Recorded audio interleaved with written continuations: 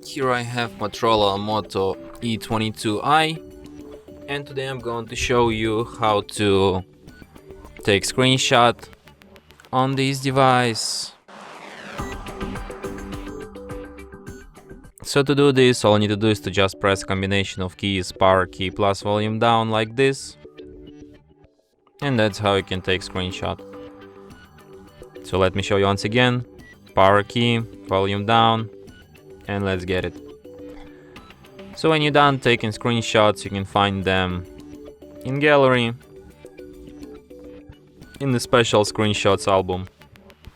And from here you can share, auto adjust, edit, delete your screenshots, and perform other actions like checking info and use as. And that's it. Thanks for watching. If you find this tutorial useful, don't forget to hit that like button and subscribe to our channel.